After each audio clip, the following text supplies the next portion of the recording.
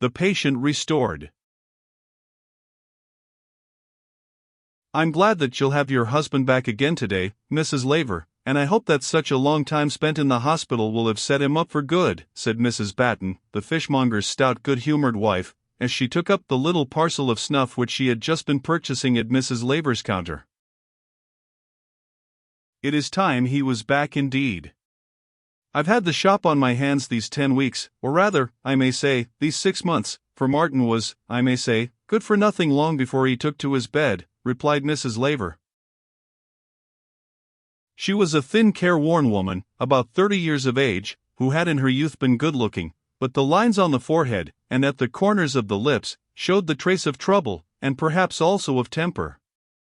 Mrs. Laver's manner of speaking was snappish and short, giving an impression, even to strangers, that her life was full of worries, and that she had not much patience to enable her to bear them. Mrs. Laver's dress was decidedly shabby, and was by no means improved by her attempt to make it look gay. Fringe, that did not match her gown in color, had been sewn on to hide the patches. Mrs. Laver had stuck faded roses into her brown-black lace cap, and dangling gaudy gilt drops were hanging down from her ears. The tobacconist's wife had a trick of jerking her head when anything annoyed her, which set these earrings quivering and shaking as if in anger or scorn. Altogether, with her sharp gray eyes, and tightly drawn lips, Mrs. Laver looked a person with whom few would care to be very closely acquainted. "Certainly it's hard upon a woman to have charge of a tobacconist's shop," observed the fishmonger's wife, glancing at the window, which was darkened with bundles of meerschaums, and boxes of cheap cigars, labels of government manillas, and fine old shag, with pipes whose bowls were fashioned into all kinds of fanciful shapes to attract apprentice boys, and other juvenile customers. Mingled with these, prints and ballads, of a very low description, helped to block up the panes. Mrs. Laver shrugged her shoulders at the observation. She quite agreed that her lot was a hard one. "I'm sure," she said, "that if anyone knew the moiling and toiling I've had, what with looking after the shop, and keeping things tidy and respectable like, minding the child, and You little brat," exclaimed Mrs. Laver, interrupting her complaint, to make a sudden dash at her little girl, a child of about 2 years of age, who, having been placed by her mother on the counter, had stretched out her hand to the jar of snuff left upon it. "You're always in mischief, you are." There was a sharp slap, and then a low sobbing cry. Little Annie was not likely soon to forget the maternal lesson against meddling with goods on the counter. "Poor little soul," said Mrs. Batten, glancing with pity at the child, whose cheek, usually pale, was reddened by the mother's blow, and wet with the tears running down. "How like she is to her father, to be sure. She does not look over strong either. You'll bring her with you to Greenwich tomorrow, and your husband too, I suppose." Yes, a breath of fresh air on the river would do anyone good who had to live in this poky little street. "Hold your noise, will you?"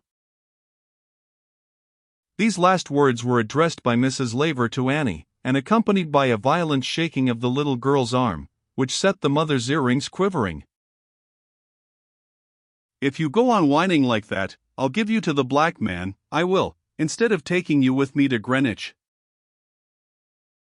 Mrs. Batten had just succeeded in fumbling a lozenge out of her pocket, and whether from the effects of the sweet, the threat, or the shaking, Annie was soon quiet enough, though her cheeks still glistened with the tears which her mother had not wiped away. "We start at 2, don't forget," said Mrs. Batten. "If tomorrow is as fine as today, the steamer is like to be crowded."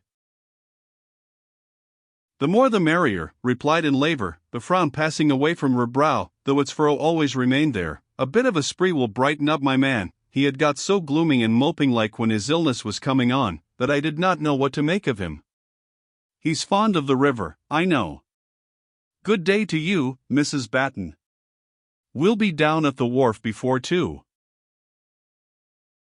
"Goodbye, little one," said the fishmonger's wife, as she quitted the shop, nodding and smiling at Annie, who, still perched on the counter, watched her with wistful eyes. The sweet little face of the child was again very pale, with its habitual expression of patience and thought. Annie did not look like a light-hearted child. One might have fancied, as she sat with her large blue eyes fixed on the jars and pipes and papers in the window, that a good deal was passing through her infant mind, and that not of a cheerful description. Though Mrs. Laver was fond of her only child, there was not much tenderness in her manner towards her. Mrs. Laver would have been indignant had anyone charged her with cruelty, above all towards her daughter, but the harsh word, the hasty slap, the angry threat with which Annie was familiar, had much the same effect on the poor little girl that a blight has on the tender green leaves of the spring. Annie loved her mother, but scarcely as much as she feared her. The little one wanted more of the sunshine of smiles. She had pined wearily for her father, and the 2 first nights after Martin Laver had gone to the hospital, his child had cried herself to sleep, "'Cause Daddy's away, and I can't have his bye-bye kiss," as she sobbed.